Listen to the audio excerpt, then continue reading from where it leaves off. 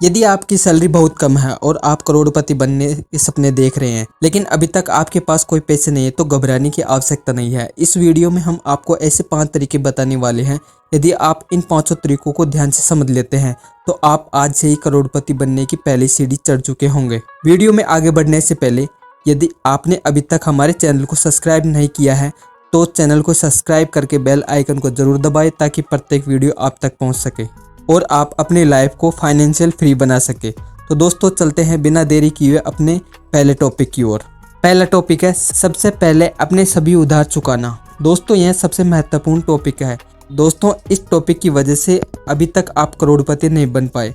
काफ़ी वीडियो में बताया जाता है कि अमीर बनने के लिए यह तरीका बेस्ट है, लेकिन कभी आपने सोचा है कि जब कोई व्यक्ति अधिक कर्जे में है तो वह किस प्रकार से करोड़पति बन सकता है, क्योंकि वह जो भी पैसा कमाता है अपने कर्जदारों में देने के लिए चला जाता है।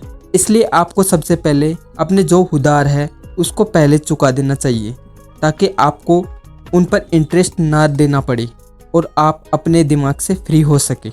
दूसरा टॉपिक है अपने खर्चे कंट्रोल करें। आज के समय में जब भी हम किसी कंपनी में काम करते हैं और हमारे पास मंथ के लास्ट में अपने हाथों में सैलरी आती है तो हम बाजार में जाकर काफ़ी ऐसे खर्चे कर देते हैं जिनकी हमें आवश्यकता नहीं होती है और अपने पैसे को फिजूल खर्ची में खर्च कर देते हैं, जिससे हमारे पास पैसे नहीं बचते और यह हमारी ज़िंदगी में बहुत ही गलत डिसीजन होता है। जब भी आप मार्केट जाते हैं तो आपको एक अपने खर्चों के लिए एक सूची बना लेनी चाहिए ताकि आप उस सूची के माध्यम से अपने खर्चों को कर सके और जो खर्चे आपके लिए बहुत ज़रूरी है उसे खर्च करें ताकि आप आने वाले समय के लिए कुछ पैसे अपने पास रख सके। जितनी ज़्यादा आप खर्च पर कंट्रोल करेंगे उतना ही आपके लिए फ़ायदा होगा, क्योंकि अभी आपकी सैलरी कम होने के कारण आपके पास इतनी सेविंग नहीं है हो पाती है। इसके बाद चलते हैं अपने तीसरे टॉपिक की ओर। जितना हो सके उतना पैसा बचाओ। दोस्तों जैसा कि आप जानते हैं कि जब हमारे पास कुछ पैसे बचते हैं तो हमारा दिमाग एक्स्ट्रा चलने लगता है। हमारे दिमाग में काफ़ी ऐसे प्लान आते हैं जिसको करने के लिए हम तैयार हो जाते हैं, लेकिन वह प्लान किसके पीछे आता है? अपने सेविंग के पीछे। इसलिए आप अपनी लाइफ में कितने पैसे कमा रहे हैं यह महत्वपूर्ण नहीं है। महत्वपूर्ण यह है कि आप कितना पैसा अपनी लाइफ में बचा रहे हैं, यह महत्वपूर्ण है। पैसा बचाने के लिए मैं आपको अपने जरूरी खर्चों को कम करने के लिए नहीं कह रहा, बल्कि काफ़ी ऐसे खर्चे होते हैं जो हम फिजूल खर्ची करते हैं।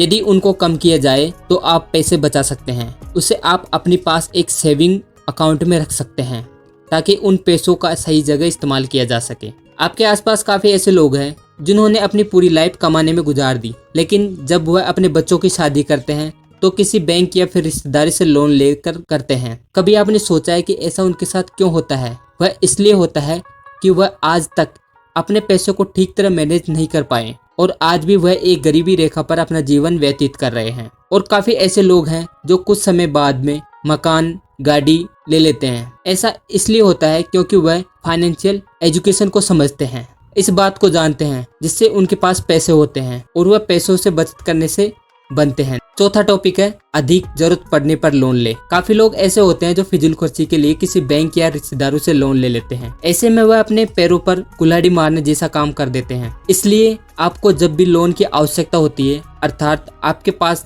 ऐसा कोई जरूरी काम होता है जो आपको करना है लेकिन आपके पास पैसे नहीं है, तो उस कंडीशन में आप किसी बैंक या रिश्तेदार से लोन ले सकते हैं ताकि आपका काम बड़ी आसानी से हो सके। लेकिन आपको फिजूल खर्ची के लिए जैसे कार लेना हो, बाइक लेना हो या फिर ऐसे महंगे आइटम खरीदने के लिए आपको किसी प्रकार का लोन नहीं लेना चाहिए, क्योंकि यह एक फिजूल खर्ची मानी जाती है। ऐसा इसलिए करना चाहिए क्योंकि अभी तक आपका इतना बजट नहीं है कि आप किसी महंगी वस्तु को खरीद सके। मैं आपको एक बात बता देना चाहता हूँ कि जब भी आप किसी वस्तु को खरीदने जाते हैं तो उससे पहले आपको यह ध्यान में रख लेना चाहिए कि जिस भी वस्तु को हम खरीदने जा रहे हैं उस वस्तु को हम कम से कम 3 बार खरीद सके।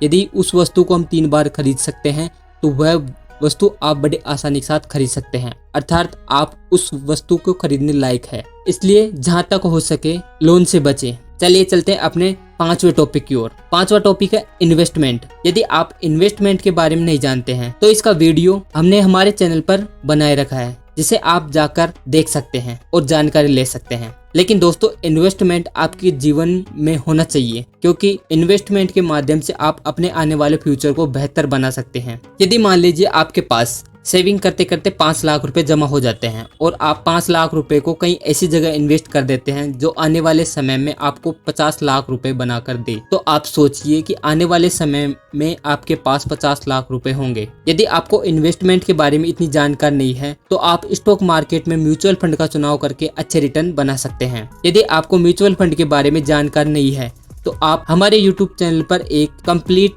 प्लेलिस्ट बनी हुई है जिसे पावर ऑफ कंपाउंडिंग कहते हैं। उसके माध्यम से आप म्यूचुअल फंड को काफी बेहतरीन तरीके से समझ सकते हैं और अपने पैसे को सही जगह इन्वेस्ट करने की जानकारी ले सकते हैं। अभी आपके समझ में आ गया होगा कि इन्वेस्टमेंट अपनी लाइफ में कितना महत्वपूर्ण है। दोस्तों, काफी ऐसे लोग होते हैं जो अपने पैसे को बढ़ाना चाहते हैं। उसके लिए वह काफी ऐसे तरीके अपनाते हैं जिसकी मदद से वह अपने पैसों को ग्रो कर सके। उसके लिए वह स्टॉक मार्केट, गोल्ड, प्रॉपर्टी और भी काफी ऐसे एसेट्स हैं जिनको वह खरीद कर अपनी पैसों की वैल्यू बढ़ा लेते हैं। यदि आप भी उन्हीं प्रकार से इन्वेस्ट करते हैं तो आप बड़े आसानी के साथ अपनी इनकम बढ़ा सकते हैं। दोस्तों, यदि वीडियो आपको अच्छा लगे तो अपने दोस्तों को जरूर शेयर करें और चैनल को जरूर सब्सक्राइब कर लें ताकि आपको इस प्रकार की वीडियो मिल सके। इसके अलावा यदि आपका किसी प्रकार का कोई नया टॉपिक है जिसके बारे में आप जानना चाहते हैं तो उसे कमेंट बॉक्स में जरूर बताइए ताकि उस पर एक अच्छा सा वीडियो बना सके और आप तक उस वीडियो को पहुंचा सके।